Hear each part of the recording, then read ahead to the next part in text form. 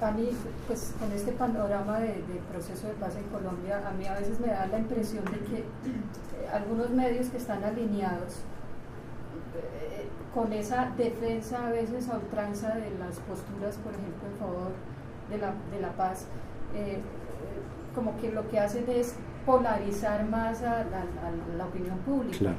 Porque de pronto alguien que no está muy de acuerdo con lo que se está desarrollando, dice, pero sí, uno dice, no tiene razón, ¿cómo es que defiende ese punto de vista? ¿Cuál debe ser el papel real de los medios de comunicación? ¿Qué actitud deben asumir frente a ese tema de la polarización? ¿Cómo aportar para que no haya más polarización, para que realmente los ciudadanos comunes y silvestres tengan unas posiciones claras, sin que un medio de comunicación le esté diciendo, oiga, por aquí es la cosa, lo que está haciendo A es perfecto, siga por acá, por acá? Primero, no simplificando. Y segundo, o sea, en realidad lo primero es cumplir la regla de oro del periodismo, que es diferenciar lo que es información de opinión, ¿no? Entonces, o sea, eso es como el ABC, todos ustedes se lo deben haber repetido tantas veces que uno se lo olvida, ¿no? Pero poder, cuando uno habla o cuando uno escribe, explícitamente diferenciar qué es una información y qué es una opinión, de quién viene la opinión, inclusive si viene de mí como periodista, ¿no es cierto? No disfrazarlo de información, sino ponerlo como opinión. No puedes no tener opinión. O sea, lo más probable es que tú tengas opinión. Lo que no puedes hacer es disfrazarlo de información, ¿sí? Entonces, para mí lo primero es ser muy meticuloso y muy consciente en esa diferenciación entre qué es información y qué es opinión. Cuando es información, ¿de dónde viene? Y si es una información que viene de un tipo de fuente, ¿de qué otras fuentes puedo sacar otra información que le dé más colores al escenario que le estoy presentando al ciudadano para que elija, ¿no? Porque yo sé que todos los hechos, ¿no es cierto?, tienen más de un color. Si yo veo el hecho con una fuente de información que me brinda un solo color, lo más probable es que yo me diga, bueno, a ver, ¿de dónde hay otras fuentes?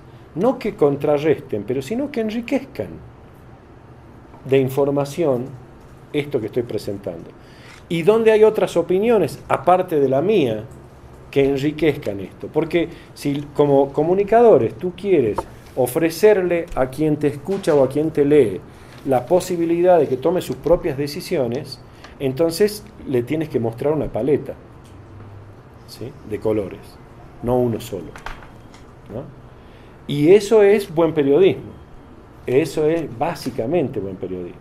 Claro, lleva más trabajo, es cierto, ¿sí? Es mucho más fácil agarrar el comunicado de prensa, cortar y pegar y decir yo informé, ¿no? Sin duda, mucho más fácil. Y a veces, como las noticias son tan rápidas y estás tan apurado, no te queda otra. Pero siempre puedes darle un poquito más. Siempre puedes hacer una llamada, siempre puedes chequear una fuente adicional y ponerlo. Y tu trabajo se enriquece, ¿sí? Tu trabajo se hace más equilibrado. Tu foco está puesto más en esa comunidad que está afectada por esa discusión o por ese conflicto, ¿no? Sí. De acuerdo a lo que mencionas, aquí en Bogotá, bueno, se percibe más el proceso de paz porque de alguna manera están esos espacios de discusión, estamos como pendientes de lo que llega permanentemente de La Habana o lo que informa el mismo gobierno. Pero en las regiones no pasa esto. Entonces en las regiones el periodista sigue cubriendo el día a día del conflicto, de la realidad, de la situación de la pobreza, conflictos sociales alrededor de cómo aportar, o sea, cómo aportar frente a esa realidad. O sea, como en las grandes ciudades se habla un poco del proceso de paz, pero en las regiones no. Y la información que los periodistas cubren es distinta, la agenda no es la paz. Claro. Bueno, ustedes están dando pasos en dirección a ofrecer opciones, que es generar plataformas en donde se puedan compartir esas informaciones. Lo que yo entiendo que al nivel de las regiones o de las comunidades, el proceso de paz de La Habana está muy lejos, ¿sí? Y eso es un déficit, también un déficit comunicacional de los responsables del proceso.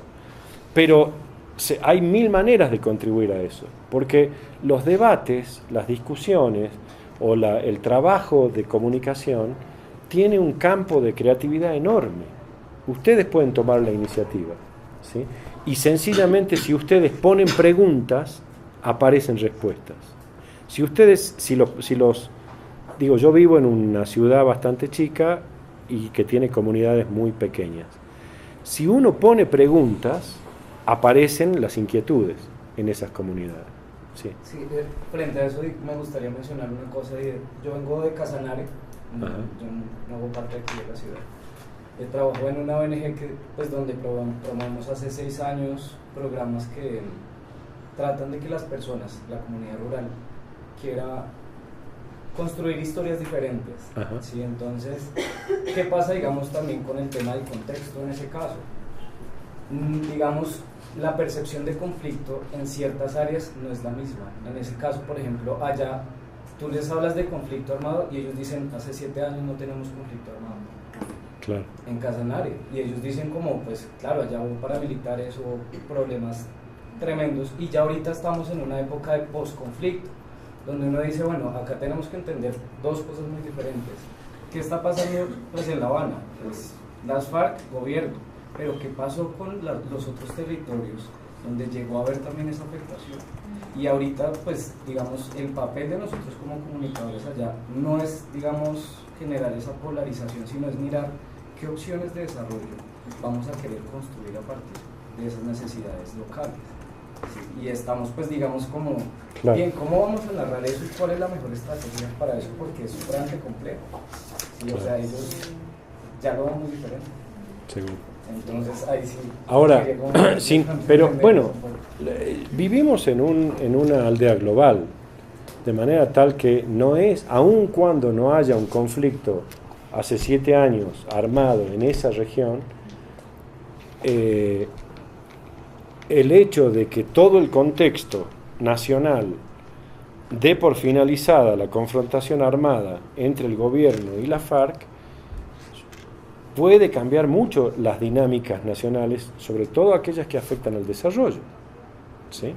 Entonces, ese es un tema que aun cuando en esa localidad no haya un conflicto, está vinculado esa localidad a los efectos de la finalización del conflicto a nivel nacional, ¿no? Entonces, es lo que hablábamos recién. Compartimos una red nacional. Es muy probable que en muchos lugares de esa red la conflictividad sea muy alta o la conflictividad sea 0, ¿sí? De cualquier manera, como compartimos la red, lo que pase con el conflicto va a tener impacto, ¿sí? Bueno, una línea de trabajo es, bueno, ¿cómo es de diferente el impacto que va a tener en un lugar o en el otro? ¿Sí? ¿Qué puede pasar? ¿De qué manera puede beneficiar el fin del conflicto o no a esto que está pasando acá en este lugar?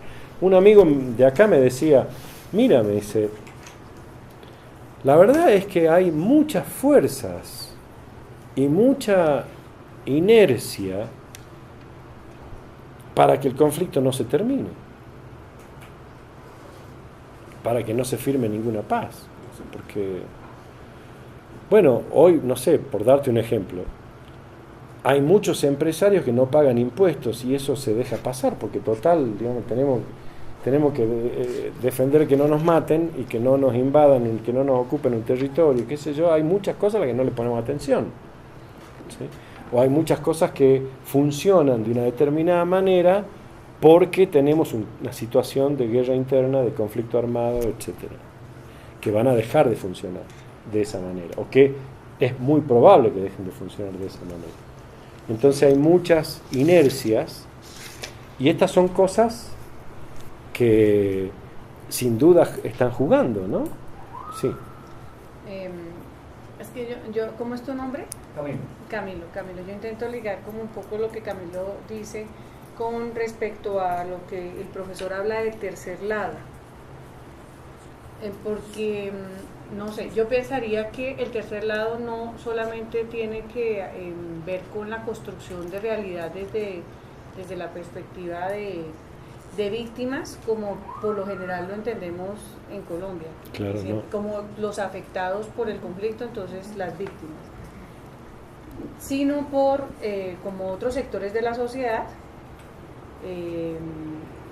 sensibilizados o por sensibilizar frente a este tema, porque hay unos que ya tienen una sensibilidad frente al tema, sobre todo por la coyuntura, etcétera, pero también hay otros que consideran que no es su problema, siendo que sí es su problema.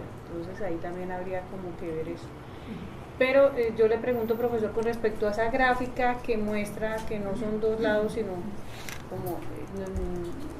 cómo entenderla en Colombia, usted que conoce un poco, que ha venido con la Oficina del Alto Comisionado para la Paz, ¿cómo entender ese tercer lado desde la perspectiva suya de lo que sucede en la sociedad colombiana?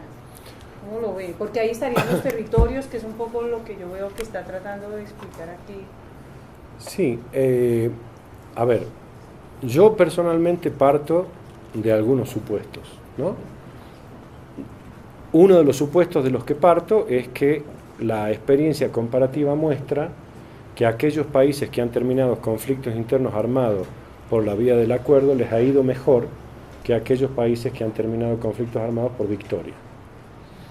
Y mucho mejor que aquellos países que siguen teniendo conflictos armados. ¿Sí? Entonces, parto de ese primer supuesto. El primer supuesto es que una paz negociada es la mejor salida para un país, porque eso abre oportunidades para que se resuelvan un montón de problemas. Entonces, si compartimos ese supuesto de partida, ¿sí?, hay un montón de cosas que se siguen de ese supuesto. Si no compartimos ese supuesto de partida, es otra discusión, ¿sí? Entonces, y que yo no la descarto, digo, me parece que puede ser muy legítimo que haya gente que no le interese que el conflicto armado siga, ¿sí?